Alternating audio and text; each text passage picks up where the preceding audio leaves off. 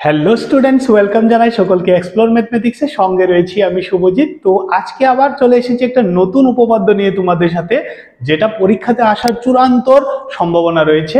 তো এটা একটু দেখে নাও, তাহলে তোমার 3 মার্ক তোমার পাওয়ার সুবিধা হবে। ওকে, তো একদম সহজভাবে বোঝার চেষ্টা করব কিভাবে সেটা তৈরি হয়েছে এবং কি কোয়েকশন করেছে। অনেক সময় কি হয়, আমরা জাস্ট উপপাদ্যের নাম্বারটা মনে করে যাই এবং উপপাদ্যটা কি বলেছে আমাদের সেটাই আমরা জানি না, কিন্তু এরকম করলে চলবে না। তো আমাদের বুঝতে হবে আমাদের কাছে কোয়েকশনটা কি চেয়েছে এবং আমাদের কি বের করতে হবে, সেটার জন্য কি কি কনস্ট্রাকশন করতে হবে সবগুলোই আমরা দেখব। চলো দেখে নিই একবার স্ক্রিনের মধ্যে। তো দেখো বলেছে কি, বহিস্থ কোনো বিন্দু থেকে বৃত্তের উপর অঙ্কিত স্পর্শকগুলোর দৈর্ঘ্য সমান, এটা আমাদের প্রমাণ করে দেখাতে হবে। তো একদমই সোজা হবে। প্রথমে কি করব, আমরা একটা বৃত্ত অঙ্কন করব।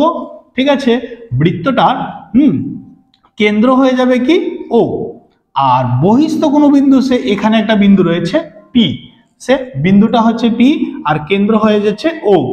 তো এখান থেকে একটা স্পর্শক যাবে এভাবে এবং এখান থেকে একটা স্পর্শক যাবে এভাবে।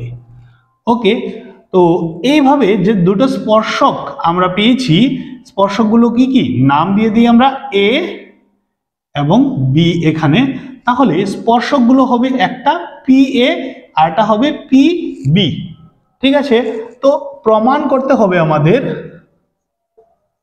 প্রমাণ করতে হবে কি প্রমাণ করতে হবে, দেখো পি এ সমান সমান পি বি, এটা আমাদের কোয়েকশনে জিজ্ঞাসা করেছে কি দৈর্ঘ্যগুলো সমান, এটা আমাদের প্রমাণ করতে হবে।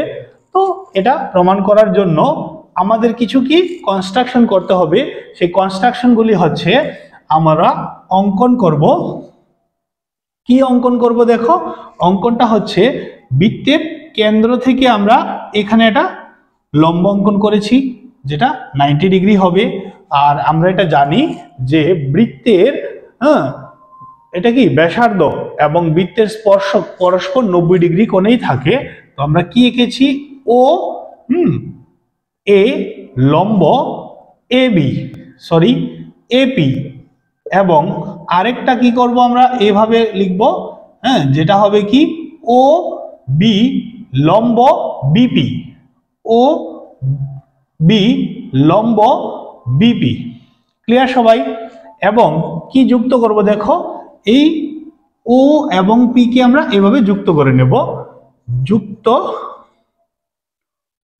ওপি যুক্ত করি করে পাই।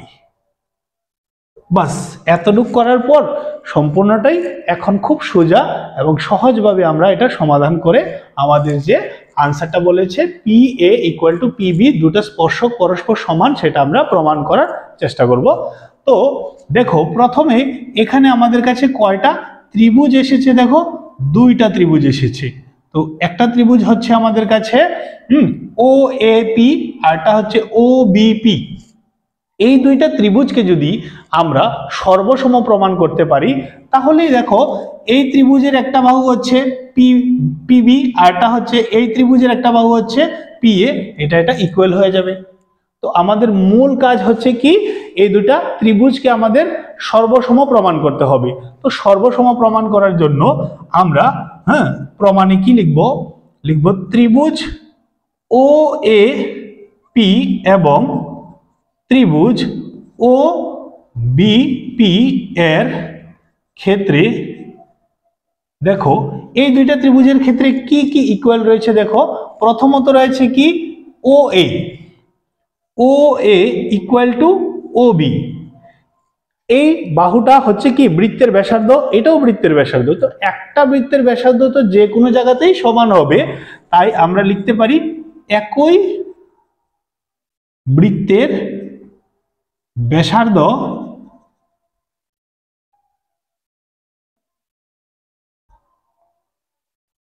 সমান, এই অর্থে এই দুটোটা ইকুয়াল হয়েছে। এবং আরেকটা জিনিস লিখতে পারি আমরা কি, যে ওপি ইকুয়াল টু ওপি, কারণ দেখো এই ত্রিভুজের জন্য একটা বাহু কি ওপি রয়েছে এবং এই ত্রিভুজের জন্য একটা বাহু কি ওপি। তো প্রথম এই ত্রিভুজের ক্ষেত্রে লিখছি আমরা ওপি কে, পরবর্তীটা লিখছি এই ত্রিভুজের ক্ষেত্রে ওপি কে। তো ওপি ইকুয়াল টু ওপি দুইটার ক্ষেত্রেই রয়েছে, তাই এটাকে আমরা বলবো কি সাধারণ বাহু। ওকে, নেক্সট কি দেখো, নেক্সট হচ্ছে কি এই যে কোণটা দেখছো, এই ত্রিভুজের মধ্যে একটা কোণ রয়েছে সমকোণ এবং এই ত্রিভুজেও একটা কোণ রয়েছে সমকোণ, দুটো কোণই 90 ডিগ্রি, তো দুটো ইকুয়াল হবে, তাই আমরা এটাকেও লিখতে পারি O A P equal to angle O B P. ঠিক আছে, উভয়ই সমকোণ, উভয়ই সমকোণ। ওকে, তারপর দেখো আমাদের কয়টা জিনিস ইকুয়াল করতে পেরেছি আমরা, তিনটা। তো দুটা ত্রিভুজকে পরস্পর সর্বসম প্রমাণ করার জন্য তিনটা ইকুয়াল করলে এনাফ, আর লাগে না। তো আমরা বলতে পারি কি ত্রিভুজ ও এ পি সর্বসম ত্রিভুজ ও বি পি। কারণটা কি, কারণটা হচ্ছে গিয়ে আমাদের আর এইচ এস। ঠিক আছে, আর এইচ এস কেন লিখলাম, আর হচ্ছে রাইট অ্যাঙ্গেল, অর্থাৎ আমাদের ও ত্রিভুজ সরি রাইট অ্যাঙ্গেল কথাটা তো হচ্ছে গিয়ে সমকোণ, সমকোণ হচ্ছে এই কোণগুলো, হ্যাঁ। আর এইচ হচ্ছে হাইপোটেনিয়াস, হাইপোটেনিয়াস হয়ে যাবে আমাদের এখানে এই বাহুটাকে বোঝাচ্ছে, আর এস হচ্ছে এই যে বাহুগুলো আমরা ইকুয়াল লিখেছি এটা। আমি সাইডেও লিখে দিচ্ছি কোনটার জন্য আর এসেছে, কোনটার জন্য এইচ এবং কোনটার জন্য এস এসেছে। ওকে, তো O A equal to O B এটা হচ্ছে এস, আর O P equal to O P এটা হচ্ছে হাইপোটেনিয়াস। ঠিক আছে, আর এটা হচ্ছে আর, তাই আমরা কি লিখতে পারছি আর এইচ এস। হ্যাঁ, রাইট অ্যাঙ্গেল হাইপোটেনিয়াস সাইড এইগুলো ইকুয়াল, তার কারণে এই দুইটা ত্রিভুজ কি সর্বসম। আর এই দুইটা ত্রিভুজ যদি সর্বসম হয় তাহলে দুটা ত্রিভুজের অনুরূপ বাহুগুলি পরস্পর কি সমান হয়। তো এই বাহুটা এই ত্রিভুজের আর এই বাহুটা এই ত্রিভুজের কি অনুরূপ না, এটাও দেখো এভাবে যাচ্ছে, এটাও সেম ভাবে যাচ্ছে, এবং একটা বিন্দুতে গিয়ে মিলিত হয়েছে, তাই আমরা বলতে পারি যে BP BP equal to AP, বা আমি আগে যেটা লিখেছিলাম পিএ ইকুয়াল টু পিবি, এটাও হবে। ওকে, তো এটা কিসের মাধ্যমে হয়েছে ইকুয়াল, হ্যাঁ, বাই সিপিসিটি। সিপিসিটি কথার অর্থ হলো corresponding parts of congruent triangle, triangles, দুইটা ট্রায়াঙ্গেল যে সর্বসম হয়েছে, এটার জন্যই তো আমরা এটা আর এটাকে ইকুয়াল লিখতে পেরেছি, তাই আমরা শর্টকাটে বাই সিপিসিটি লিখবো। এতটুকু লিখলে আমাদের আনসার একদম কমপ্লিট হয়ে যাবে, আমরা 3 মার্ক পেতে পারবো। ওকে, তো যদি আমার ভিডিওটা তোমাদের ভালো লেগে থাকে অবশ্যই চ্যানেলটাকে সাবস্ক্রাইব করবে, শেয়ার করবে, লাইক করবে, কমেন্ট করবে যে আমার আর কোন টপিকের উপর ভিডিও বানালে তোমাদের সুবিধা হবে, তো আমি এটার উপরই ফার্স্টে তোমাদের জন্য ভিডিওটা রেডি করব। ওকে, তারপর দেখা হবে নেক্সট ক্লাসে।